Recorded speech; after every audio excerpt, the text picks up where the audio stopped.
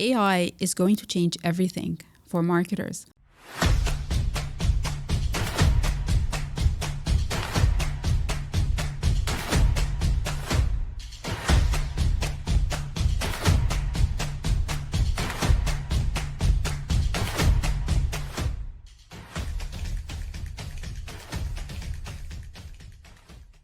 Hi, Heba. Finally, I'm having you on my podcast. Welcome, welcome. How are you? Thank you so much, Lara. I'm glad to be here finally. I know it took us some time, but it's always for the good thing that, we're talking at the right time. And, now that your podcast has evolved and you're looking into bigger areas. So I'm happy to be here and contribute to the discussion.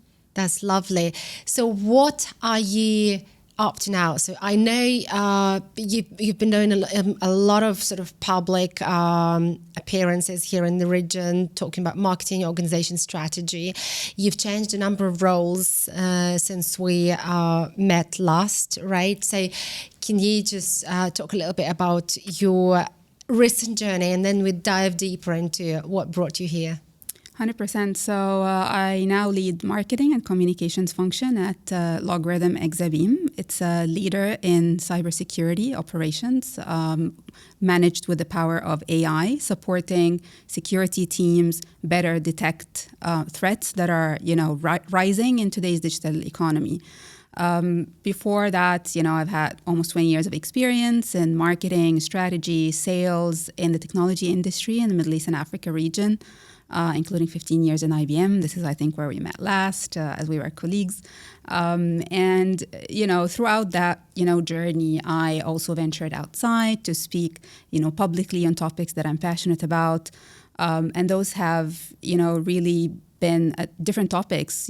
Some of them were like gender issues, being here, in the region and trying to empower more women and more ladies coming into the workplace and finding their leadership journey and finding their voices. And some has been into AI. With the rise of AI, I think I started to talk about AI back in maybe 2015, 2016, where AI was starting to be a hype, but not as widely available and commercial as now. And, starting to tell people basically what could be the potential, what could be the future with AI, how their careers and their lives and their professions could change with the power of AI. And I think, that perspective had a lot of attention because I was, I'm a non-technologist. I'm not an IT person. And all my life I was working in technology. So I was able to, I think, share something with the audience who are not IT people, but they really want to understand like how technology will work, with them and for them, and how their day-to-day will change with the power of technology. And then I spoke a lot about, my passion, my marketing, communications, how marketing plays a role within the overall scope of the business, the role of the CMO and how it's changing and how it's continuing to evolve, and how we can, be a more value add to the businesses and the organizations that we're in. And throughout this journey, again, I was very fortunate, to lead marketing for very different, business units. Some are very well established. Some are still trying to find their way into the market and making market for those opportunities and making markets for those solutions. And some that are more challenger brands and some that are more leading brands. So very, very fortunate to have seen, a range of situations for these products. And, each one was requiring a different strategy and a change of mindset and a change of heart into how, I deal with each one of them and how I position each one of these solutions. When did you come to the Middle East? Not to the Middle East, let's say, when did you come to Dubai? So it's considered a long time now. So 2012 is when I moved to Dubai. Prior to that, I was, based in Egypt, my home country. What were you doing there? I was doing channel marketing at the time for IBM. Right. So I started with IBM as a contractor, and I came in and they told me, you got the 3 months job, or 6 month job. We're not sure we're new. We need just some help with some channel marketing in Egypt. And I left 15 years later. So it took me that long.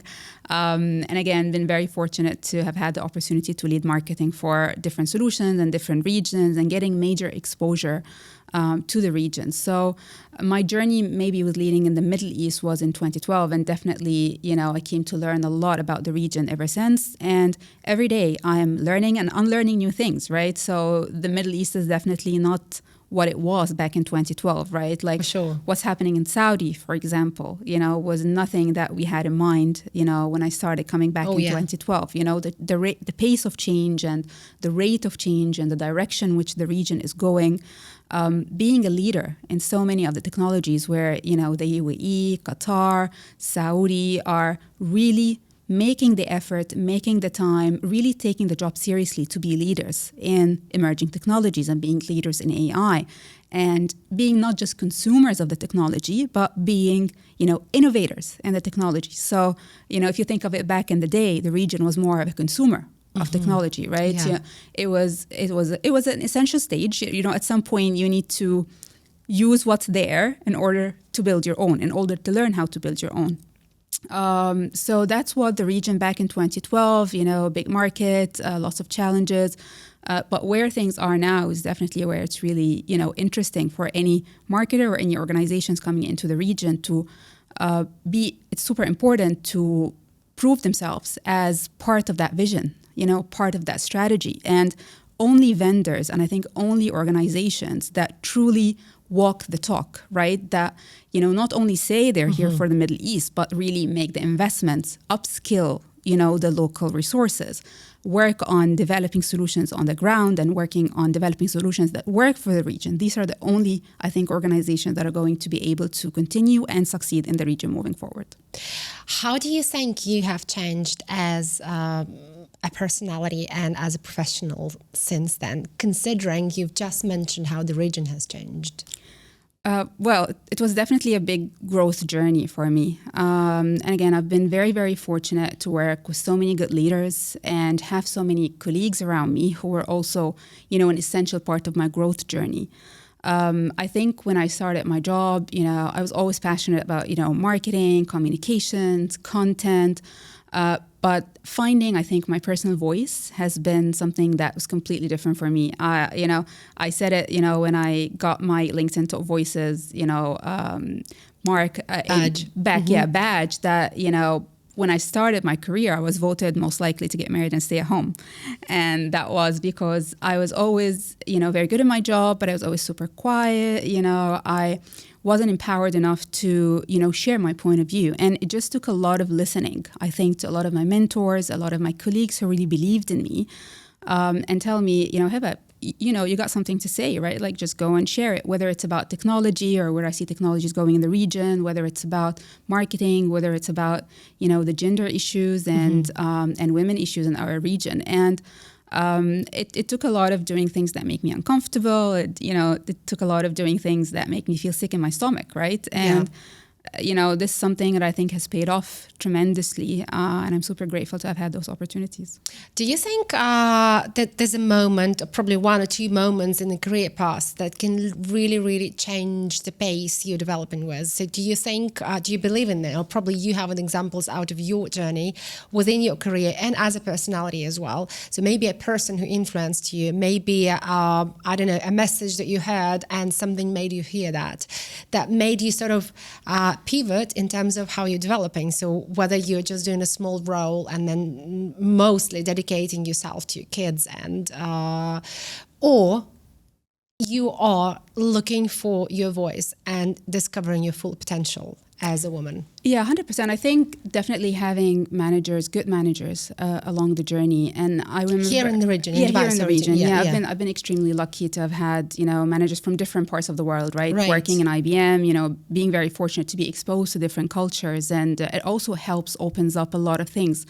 And some of them, I remember one time where, I was having a discussion, a career development discussion, or performance review discussion, right, which usually happens, every year. And I was going through all the things I did, right? And I said, here's all the achievements I've done. Here's all the things I've, achieved in the last year. And I've worked on so and so and so and achieved so and so and so. And then, it was the feedback that, it's not perceived that way, right? And maybe because I don't advocate enough for myself and I don't advocate enough and I don't work maybe as hard as I should in my stakeholder management, right? And making sure that everyone is aware of everything that I'm doing. And, I think I back at the time, I fighting back for 5 minutes. It's not true. It's not fair and things like this.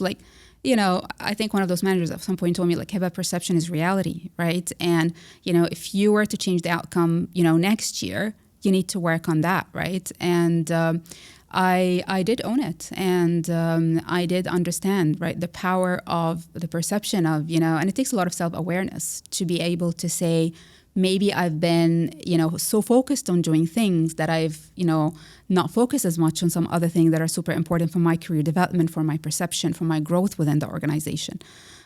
So I think being fortunate to have sometimes managers, but sometimes also colleagues, who really, see you from the outside and, see your strengths, see where you can move next, and doing a lot of listening and active listening to those around you who you think want, the best for you, and getting a lot of feedback and working on that. What were the biggest challenges, like when you were telling me your story of how you came to where you are now? What were the biggest challenges in terms of looking for your own voice and searching for your own brand, let's say, the way you look and the way you sort of present yourself in front of your professional community? Probably what were the biggest challenges for you as a woman? Probably I think challenges are both external and internal, if you might look at it, right? So external is in, your culture, your surroundings, maybe, and I keep saying it, like conference organizers, are you reaching out enough to women to speak in your events, right? Because you still see a lot of those panels where, there are 6 or 7 people that are all men, right? And I just go back to the organizer, like, did you do your work, right? Did you reach out? Did you try to identify? So it's really availing opportunities for women, whether it's, in the media, whether it's for career development, for career growth that comes from outside, but also from inside, is pushing for these opportunities and really trying to believe that taking an active role in building my brand is really important. So Definitely. in the beginning, I requested a lot of my speaking opportunities. That's great. Yeah, I mean, that's a great example of how to be very proactive about who you want to be, right? Yeah. I did. And I would, find conferences that I found interesting, and I would, try to find out the organizers, like, I speak on so-and-so, here are the topic that I speak on, I'm very keen to be part of your conference, right? And that happened in the beginning until, things snowball and people see you somewhere and they invite you to something else. And, here it goes from there. But some of the challenges are internal, I always say. And it's about, wanting to do it is number one, really, and not wanting and not taking an active part, right? Because you might say, I want something, I want to get fit, but if you don't go to the gym, you're not going to get fit, right? And you really don't want to get fit, right? So it's wanting to do it, taking the steps, pushing for it, taking rejection, because, along the way for all those things, you get rejected. You apply for awards that you don't get, you apply to speak in some conferences, you want to be a judge somewhere and you don't get it, right? So a lot of dealing with the rejection is very important to build, what you need to build. So some external challenges, but also some internal challenges. For sure. Yeah. And you need really a tribe and a support system, people around you who support you, who, support your vision for yourself, where you see your life, to tell you, and push you and help you and support you. I was going to ask, how did you deal with the internal challenges? I mean, external challenges, you just push through, right? You just go, if you're not getting it here, you go and ask in a different place, right? But with the internal ones, how did you deal with that one? I think for me personally, the internal is to find my why. Yeah. So Simon Sinek, someone I'm a huge fan of, is always has this concept, right, of finding your why, right? And in order to do anything, if you say, I want to go speak in a conference because I want to build my personal brand, great, right? But this will only get you so far, because you get tired after a while and things weigh down on you, and it takes so much work, to go and prepare. Of course. You need to put time in your diary, you need to prepare, you need to, represent yourself and your company and your brand in the best way possible. So it just takes a lot of time. And at some point, it's just going to get you that far, right? Thinking about, my personal brand or my company brand, or, But I've always tried to find my why in everything that I'm doing. And my why is sometimes giving back. So, and whether in marketing or in comms or in technology, I've been very fortunate, to work with great people, to learn great things, to have certain, development opportunities or learning opportunities that maybe others did not have the chance. And it's my duty to give back to the community. And, whether we're looking at, the Middle East community, or whether we're looking at, supporting women, or whether we're looking at the young generation in general, and, people coming into the workforce and really trying to find their place in the world, which I was, a few years back or many years back. I always found that finding my why I'm doing is like sharing my knowledge, giving back, continuing the circle of paying it forward. That has always pushed me and motivated me, right, to push through those challenges. So I think everyone needs to find their why, really, like, why are they doing this? You want to change something, you want to change someone's perception of something, you want to help empower others. I think this is always something that can help you move forward and proceed. Probably in a more conscious way, but eventually, if you are the personality who is big enough, let's say, to look for all the new ways to feeling yourself fulfilled. And I think when you are participating in the conferences, you're upgrading your skills, you are networking with people, you can help people can help you, that keeps you up all the time, like keeps you that keeps that big personality in its size. I mean, in my opinion, if you ask me, so probably your why will help you to be conscious about why you're doing that, or you always have an answer for other people. I'm doing it because, but eventually, if you have enough motivation or self-discipline to go every day and do that extra work on top of your usual work, so that's probably your why is already there, right? But it's just, I was thinking, like, how important is this why, and who is it important for yourself or for people who want to say, why is she doing that? I think it's definitely for yourself, and I think it's for people, right? I think people are very conscious as to, I don't want to say people's personal branding purposes, right? But if people can sense if, you're there because you want to shine, that's fine. That's a good reason. But if it's only reason that you have to be somewhere or to speak somewhere or to engage with people is to shine yourself and your brand, people can sense that. But if your purpose is something else, is something bigger, is supporting people, is helping people, I think people can sense that as well, right? And then, their perception of you, their acceptance of you, their engagement with what you're saying, right? And the impact that what you're saying will have with them will be completely different because, they see that you're coming, I don't want to say from ulterior motives, but that you have a bigger reason to, be there and engage other than just pure personal motives. I've had an opinion that we're living in an era where to be popular is probably more important than to have a vision, as much as it is controversial for probably both of us. But, and that was from a psychologist, like somebody is the change of the social rule. I mean, it's not up to us to decide nowadays whether this vision is deep or not. It's being popular. That's the new role. And I mean, I'm just probably adding towards what you mentioned a little earlier. If you are going out there in public for the reason you want to shine, and we're living in an era where it seems to be that it's okay, right? As much as it's probably going against a lot of people who are putting a lot of effort into what they're sharing in public, right? And they're doing a lot of work in terms of educating themselves and, forming up that vision. Anyway, so what do you think about that? Do you think this is viable? Do you accept that social rule? Or do you think it's going to be broken at some point of time? It is a reality, and again, it's a reality.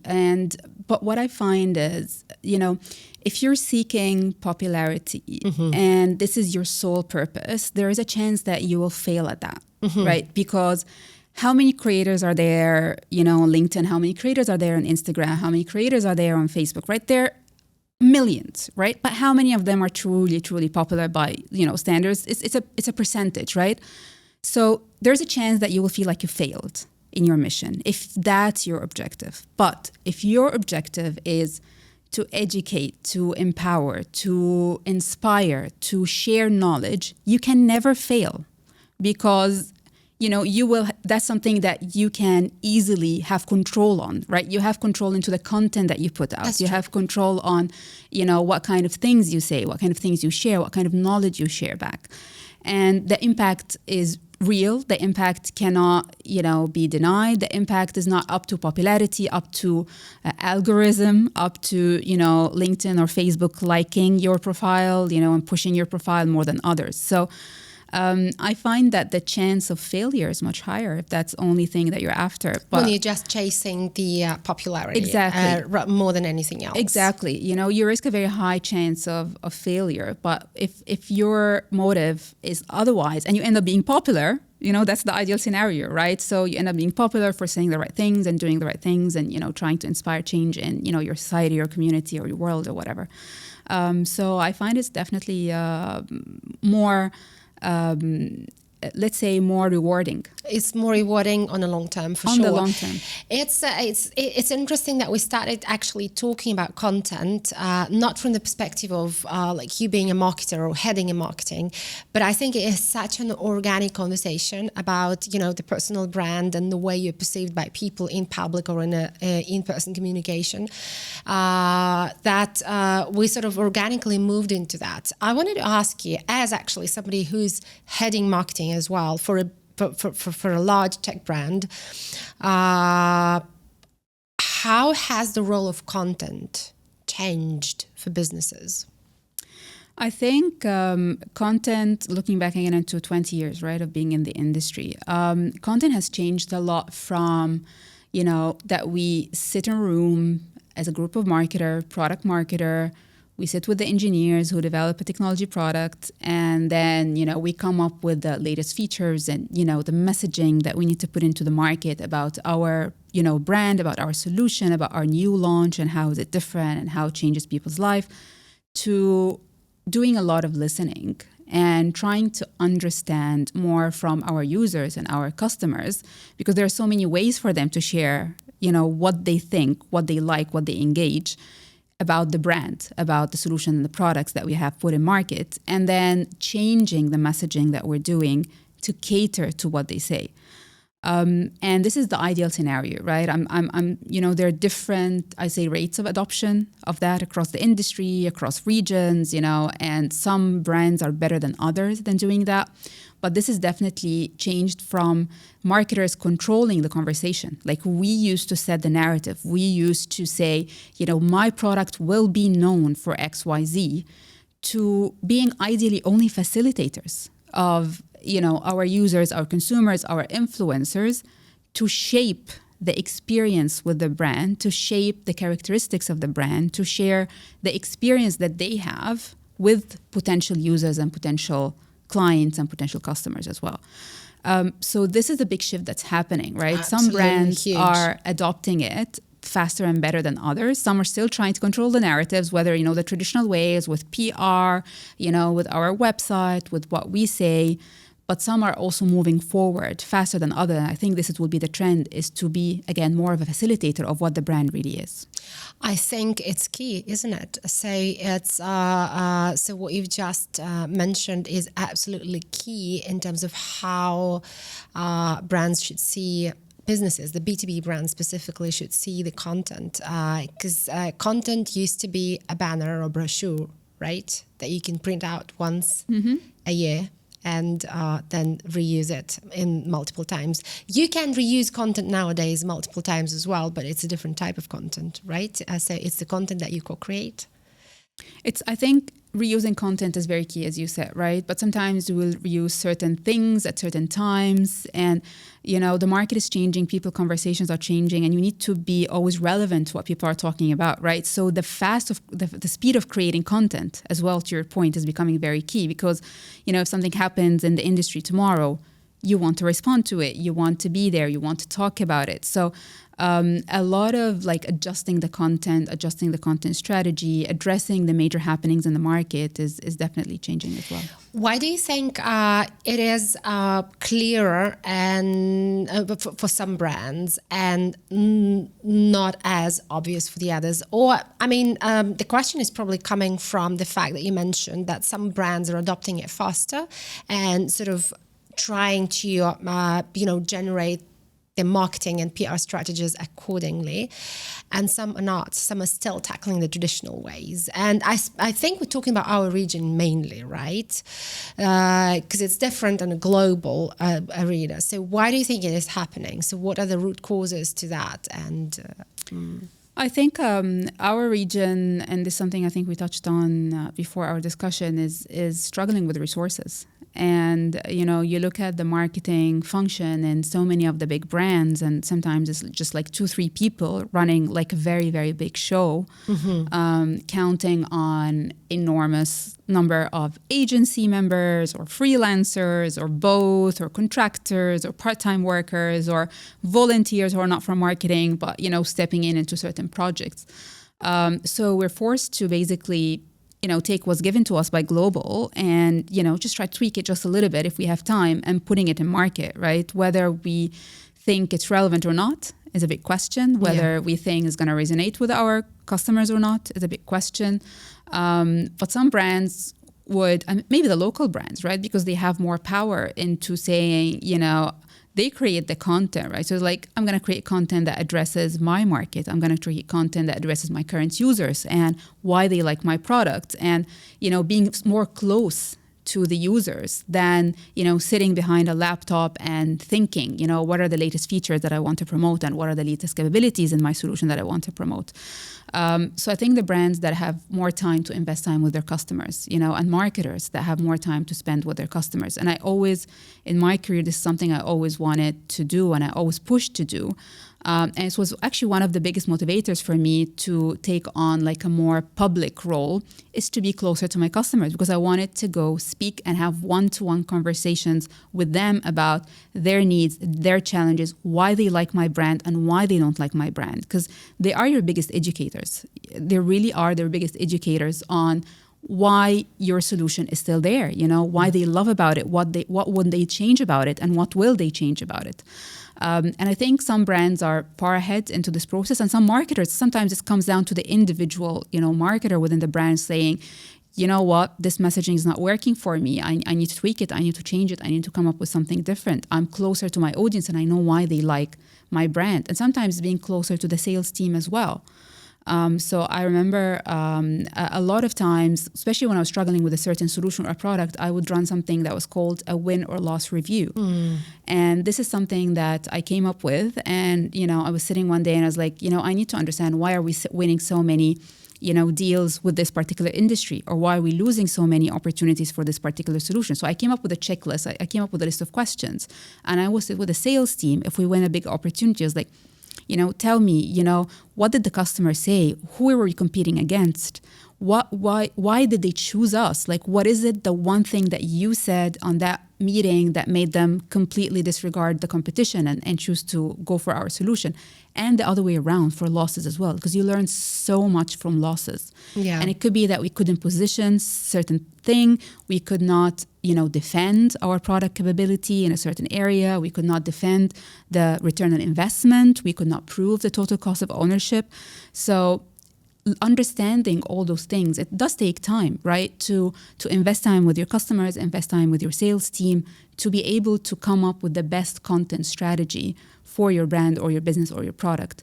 It's definitely much easier if you sit in a room and, you try to brainstorm and put pen to paper and decide, what are the few things that you want to say about your brand. It's a mind shift. It's a change of doing things, and it takes a lot of collaboration along the brand itself, the business, to really support the marketer's journey to get those within the organization itself, right? And probably also the communities that support marketers on a regional level to sort of be more proactive in what they do. So just before we jump into that discussion, I want to ask you, how do you think organizations can address this on the local level to somehow start changing that, like regionally, I mean. And you mentioned a few key points: the lack of resources, and also the marketing department will probably be the first one to suffer in case of the business that needs to shrink, right? And also how to encourage marketers to get more proactive in terms of more bold, let's say, in the actions that they are suggesting for the brands on a regional level. How do you think this has to be or can be addressed? I think definitely more companies need to avail more opportunities for customer feedback. We need to make them make customers able in very formal, ways to address, all the good things and the bad things, right? So one of the things, for example, that I see a lot of the organizations not adopting in the region is, something as simple as NPS, the Net Promoter Score, which is, the universally standard way of getting customer feedback of what they think of your product, your company, your team, your sales team, your technical team, your capabilities, and so on. And once you avail those opportunities, things, for example, like, the customer advisory councils, right, is like, I'm making a point, every year my top customers are coming, I'm meeting with them as a top executive, and I'm just doing nothing but listening. We're not advocating, we're not selling, we're not promoting, we're not telling them to upgrade. We're just asking them, like, what you truly think, if you were to change something about the way we do business, what would it be and why? And really taking that feedback to heart and really addressing it, right? And the marketer has to be part of that meeting. 100%. The marketer, I think, needs to be the heart of all those discussions. And again, how many organizations would allow a marketer to be, let's say, on a customer meeting? Out of your experience, facing a lot of marketing organizations here. Very little. Very little.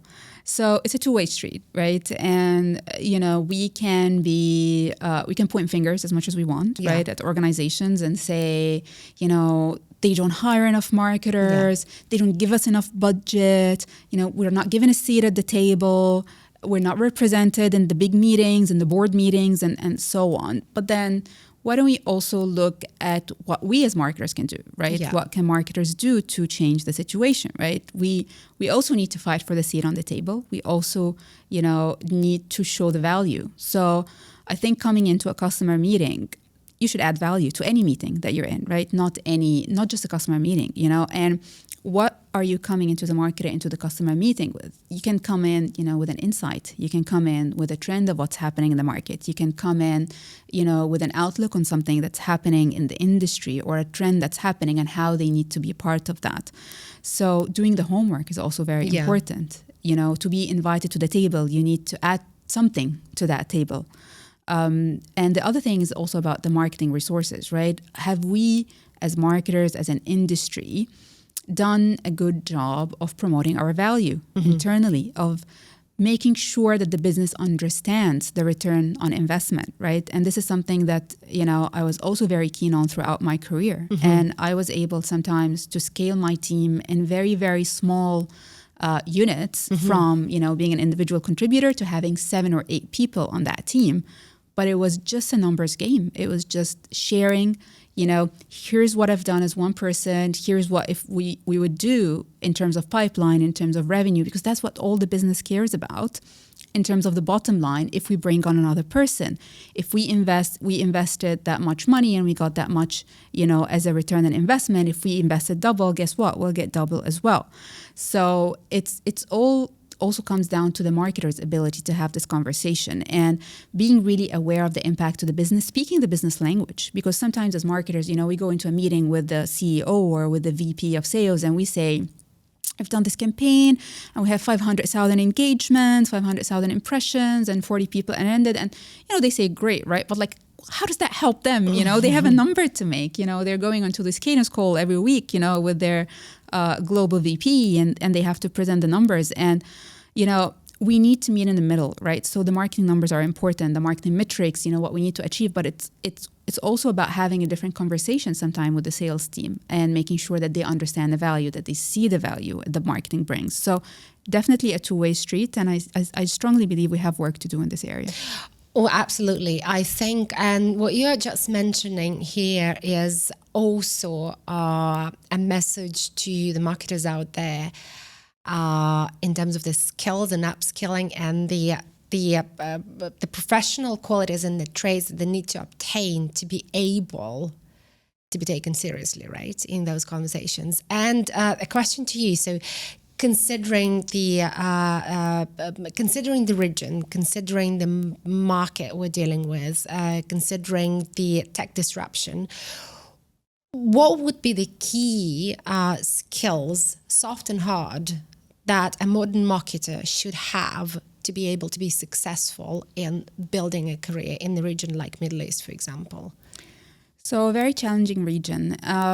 What I just very recently had a conversation with someone who's aspiring for a more senior role in marketing on this. Right. And my conversation to them, so the marketing model, skills model of being a T-shaped marketer, right? Yeah. So that's a widely accepted model for marketing skills. And basically what it means is a marketer needs to be, their skills need to look like a T.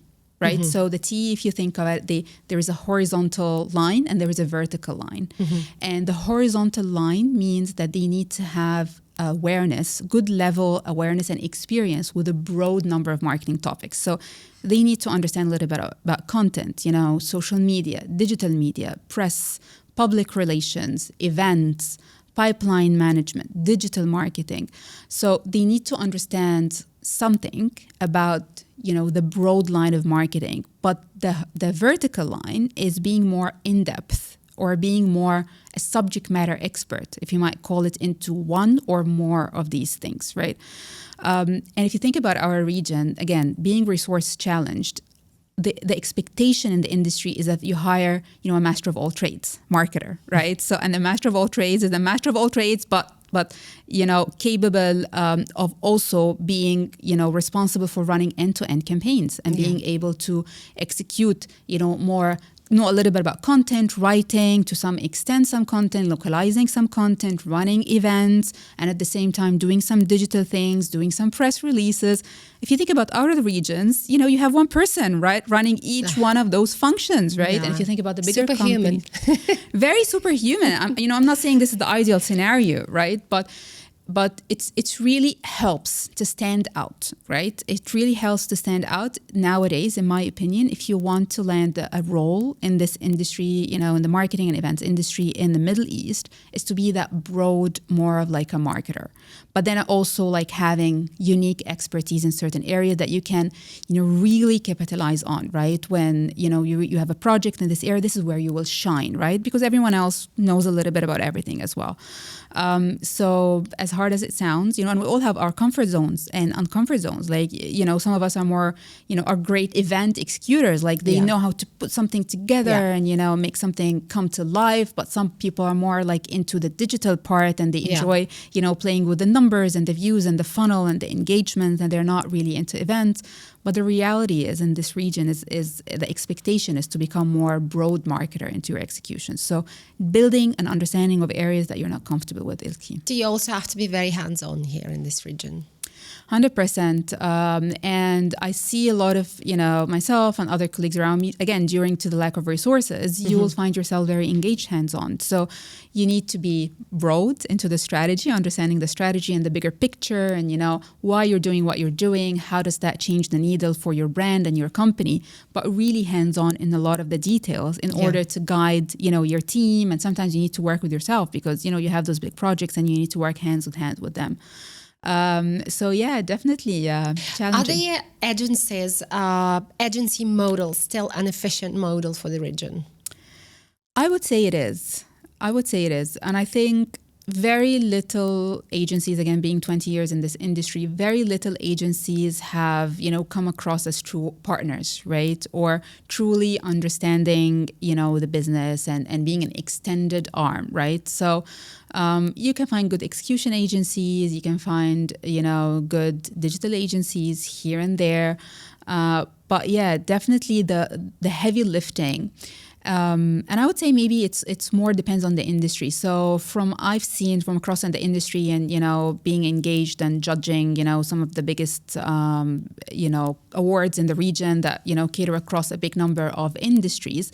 I would say the B2B industries and the B2B marketers in particular, the technology marketers, they're still doing a lot of the heavy lifting, a lot of the, execution. They really need to be hands-on and engaged, while more into the B2C industries, the agencies are more empowered. So, and it's a very strong distinction that I can see, from working with multiple agencies. But definitely, when you think about the marketer that you've just described, and this is the person who understands the bigger picture as well as being very hands-on and understanding how organizations is functioning, this is the person who actually takes it as his job to have that internal conversation with the key stakeholders to make sure that his marketing is actually efficient, so his job and his KPIs are fulfilled, right? So definitely, I think agencies would be something like a way out to help a marketer like that. A question, how would you describe a good agency and an agency that you would probably not work with? I mean, because I've got a lot of agencies in my network, and it'll be nice to sort of hear the feedback, and honest and bold feedback to all the agencies dealing there from somebody who's been working with the agencies for like a really long period of time. Yeah, I think, again, there's so many things, right? And we can write and debate and, write things, but I'll keep it very simple, right?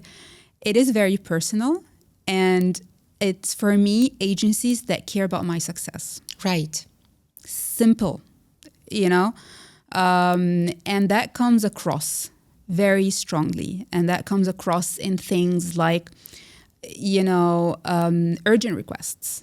As much as we don't like them, right? They do happen. Mm-hmm. And usually agencies that step up, right? And, I tell them, like, I don't want to do this to you, right? But this is an urgent request. So agencies that step up during difficult times, right? Or something urgent is needed, or something, I don't want to say in the scope, but something that comes and I could use support with, and just come proactively and offer support and help, right?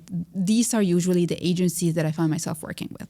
Right. Because you can have an agency that has all the right things, on paper, we have the right resources, we have the right things, but if doing business with you is difficult, mm-hmm. if I feel that it's a very transactional business, that you don't really care about, first of all, my personal success and, my team's success, but then also the brand success and the company success and stepping up at difficult times, I'm just going to keep you on my roster of agencies, but you're not going to be my go-to, So I know this is very controversial, but it is the reality. I mean, this is the reality. And I think I'm now working on the other side, right? So, and I do understand that you've just described a superhuman working as, let's say, a head of marketing or one marketer, probably with a very small team, and you've got a lot on your plate, including how complete and strong the conversation inside internal conversation has to be. So you need time to build up that conversation. So, and the agencies have to be partners for sure. And proactivity as well as the extra mile is something that I think very relevant for this region. And probably one last question about the agencies. What do you think the agency model could improve in general to become more efficient? I think the model could be more aligned to the marketer's need than the offering, right? So, as early as coming in and saying, here's what we offer, right? Like, at least aligning that to some of my priorities would be important, right? At least, not having a supermarket approach, right? So you get a lot of agencies like, oh, I do events and I do this and I do this and I do this and I do that. And, there's so many agencies out there that do the same thing, right? And they say the same thing and they say the same story. So there is no differentiation, So definitely the differentiation is key. And, you might imagine I get like 10 emails in my LinkedIn, 15 calls, of the same thing pretty much, or more or less, right? And I think finding a different approach to doing that is it, like I'm very open to referrals, for example, like, and I think most marketers are, right? Like I would like to get a referral from, someone, but are some agencies activating me even as a referral? I don't see that happening, right? So I would love if agencies activate the referral model. They just do their own marketing a little bit differently as well. So that just makes it easier for us to have an initial conversation at least. Because right now it's really overwhelming for marketers. Yeah, I think the core message here is there's a lot of work on the plate of a head of marketing of a tech company. On the other side, on the other hand, you're flooded with multiple offerings that copy each other without adding value. So add more value as an agency, understand what are the pain points of the person who you're trying to sell to, and then offer something that makes a difference, right? And creates an impact. 100%. I think that's something that could probably a great message for multiple agencies, small and large actually out there. So Heba, I want to touch upon a little bit on the marketing trends that we should foresee. And if you imagine we would talk 2 years from now with you, what it would be? What would be that conversation about? Would it be marketing, PR, content, I don't know, AI perhaps, or space? Wow, that's something to look forward to. So I think AI, we cannot stress that enough. AI is going to change everything for marketers. The other day I was thinking, I looked up the percentage of searches that are happening on, LLMs like ChatGPT versus traditional like Google searches, right? So the way customers discover a brand is going to be different because they used to go to Google, they would search up like what is the best, using the example of Exabeam, what is the best, SIM platform in cybersecurity? And then myself, I would do a good job if I just managed to sponsor, come up with the first one or second or third result. And then, I feel good, right? I've done something well for my brand. But what's happening is that people are not searching on Google anymore. People are searching on ChatGPT, and the rules there are different. Yes, the sponsor post helps, but then you need to work on a different complete content strategy, right? Yeah. You need to work on, customer testimonials, the things that we just talked about, being present on leading publications. Your PR becomes important to impact your search results and how you're coming up in search.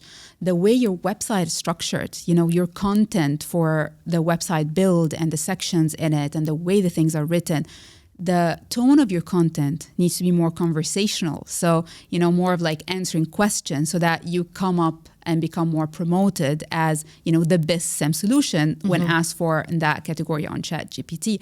So it's really scary, actually, because it's really, unlearning everything that we've learned about how do you position your brand, digitally to completely different metrics, completely different way of doing things. And sometimes it's unmeasurable and you just, you need to trust that as well. Exactly. I think the metric system has to be re-looked completely because we learn on the way.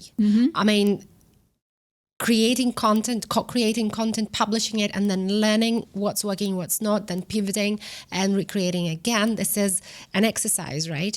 How can you measure it with the metrics that were relevant probably a year ago? I don't know. So this is the thing, I think also for organizations to take into consideration of how do you measure the performance of marketers, right? So that they're not flooded with something that is irrelevant for what they're doing now or they have to do. So a question, how do you think marketing organizations should start adopting the first AI models into their marketing operations, be it operations or creativity part, let's say? What do you think? How do they have to approach it? Because AI is here, right? Yeah, 100%. Can we adopt it tomorrow? Can we start using it as an organization tomorrow? I don't know.